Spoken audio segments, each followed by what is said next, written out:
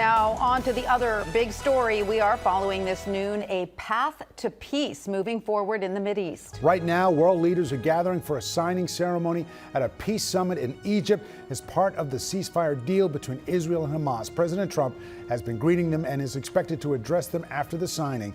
When these events happen, ABC News will bring it to you with a special report. And it follows a busy and emotional morning that included the release of all 20 hostages who are still alive after the Hamas terror attack of 2 years ago. And Palestinians returning home to the stark reality that their homes are in ruins. Eyewitness News reporter Kemberly Richardson in the newsroom with today's developments. Kem. David and Tanya, it's a day they hoped and prayed would come, but weren't sure would. Well, today is that day. For the first time in more than 2 years, the remaining living hostages are out of Hamas's grip and back on Israeli soil. But this is a time of delicate transition. Late this morning, the Red Cross was on its way to a meeting point in the Gaza Strip where a number of coffins of deceased hostages are expected to be handed over. A moment of sheer jubilation for what has no doubt been the darkest period of their lives. Overnight, 20 remaining living hostages, all men taken by Hamas October 7th, were handed over to the Red Cross at 3 locations. Vans left Gaza City and crossed back into Israel. This mother prepared to see her son after 2 years and 6 days. Excited. I'm full of happiness, and it's hard to imagine how I feel this moment. Among the hostages, brothers held captive apart from one another, now back together. But the world is watching and waiting for Hamas to return the bodies of hostages who were killed. Part of this phase 1 of the peace plan also involves Israel agreeing to release nearly 2,000 Palestinian prisoners.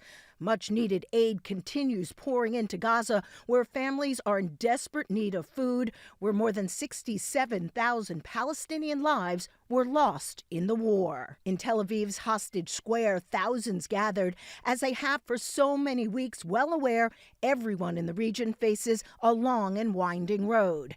President Trump was instrumental in brokering this deal and met with some of the families of the hostages before addressing Israeli's parliament. Though little is known about what comes next, the president vows the ceasefire in place will lead to lasting peace. Today, the skies are calm, the guns are silent, the sirens are still, and the sun rises on a holy land that is finally at peace.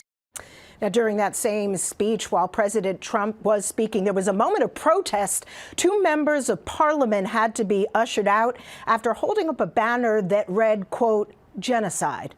David? All right, Kimberly, thank you. And as Kimberly just mentioned, it's bittersweet for the families of hostages who were killed awaiting the release of their remains. The IDF minister says the return of only 4 of the bodies is a failure to meet commitments to the first phase of the ceasefire deal. Among the killed hostages are 2 Americans, Omer Nutra and Itai Hen.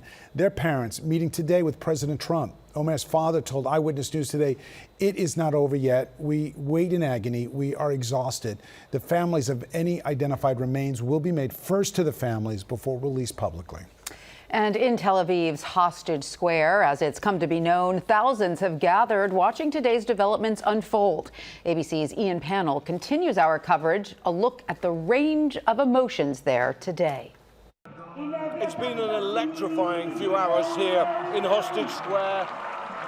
The cheers have been going up, waves and waves of applause and relief. We saw a helicopter fly overhead with the hostages, or some of the hostages on board. It flew right over Hostage Square on its way to the hospital where the 20 living hostages are now receiving important medical treatment and obviously psychological support. But we've also seen images of them being reunited with their loved ones, and again, scenes of jubilation. Some families, of course, are still waiting for the deceased bodies of their loved ones, and they've been told that that is going to be delayed. They're unhappy, they're calling for the Israeli government to respond, but largely this has been a day to celebrate and a day for so many Israelis to breathe again.